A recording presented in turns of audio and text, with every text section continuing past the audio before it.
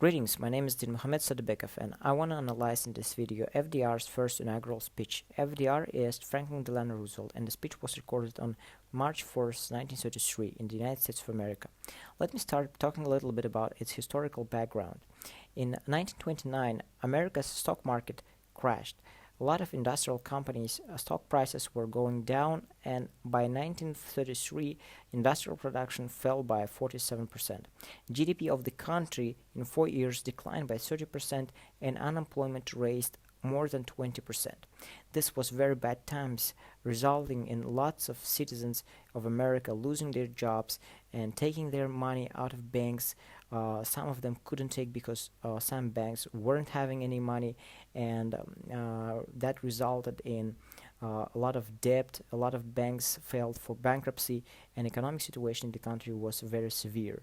In 1933, a new president, Franklin Delano Roosevelt, came, and he was going to deliver his first inaugural address, and we can understand that his essential goal was to bring country back to its feet, restore faith of Americans people in the institutions, in government, and lay down some actions that the government is planning to undertake in the next years to get up from this economical recession. Duration of the speech was about 19 minutes, and I believe that despite that American people were losing faith in institutional and financial institutions and in governmental institutions, Franklin, through personification and frequent use of analogies, repetition, and logical instruments in his speech, was able to deliver an effective and memorable ideas. More importantly, I think he was able to give hope, inspire for newly laid out actions, and restore America's citizens' faith in government. Let's see how he did it. I took some of the examples and from his speech, and I liked his use of syllogism. For example, you can see that here, neighbor who resolutely respects himself and because he does so respects the rights of others, shows that FDR was primarily inductive in his logical procedures. I think he liked developing examples with analogies to build logical argumentation in order to arrive at a conclusion. In this case, he was saying that United States of America is going to act with other nations just like a good neighbor in his household.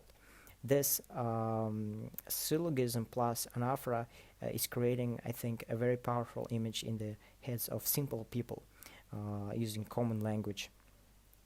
In the next example, we can see his personification of word confidence.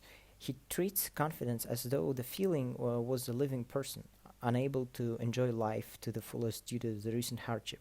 I think this personification as a discouraged individual accurately describes the feelings of audience members that are listening to him during this point in time, enabling FDR to relate to audience and rationalize their lack of confidence. FDR, I believe, effectively uses personification as well as metaphor to connect with his audience.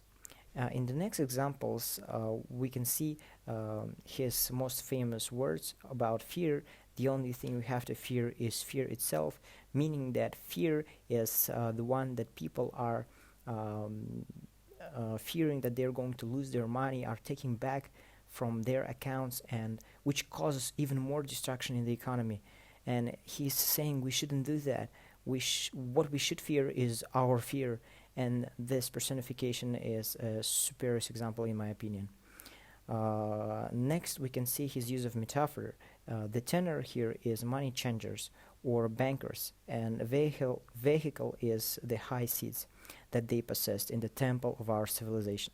The vehicle of this metaphor implies that bankers were considered noble because they had the power to control the money of investors, but when all this began, they just lost this nobility in the eyes of simple citizens.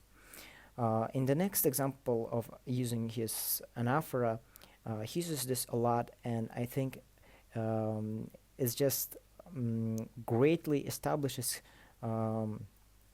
uh, connections through the repetition and organizational structure, um, and the speech becomes more effective in such a way.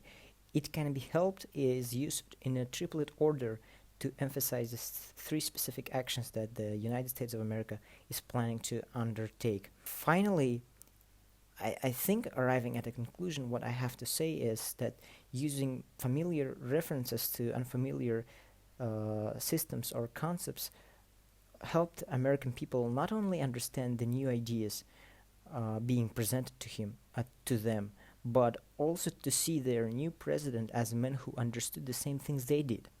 He was able to become one of them, and his direct appeal to the masses left an undeniable mark on the future of presidential speaking, giving birth to the concept of so-called the rhetorical presidency. We have covered in class Abraham Lincoln, who was great because he saved America's Union during a civil war. Well, on the other hand, Roosevelt is um, ranked in American history just behind him, in my opinion. He saved the economic system and perhaps even the democratic institutions of the United States. And as we know, the 1929 1933 Great Depression is considered to be the worst financial crisis in the history of America. It was one of those rare speeches that in themselves changed the course of events. And through the use of personification, metaphor, analogy, and repetition, I believe Franklin Delano Roosevelt was able to alter consciousness of a nation, restore their faith in the government, and in turn restore economy of America as a whole. Thank you for listening, and thank you for the course.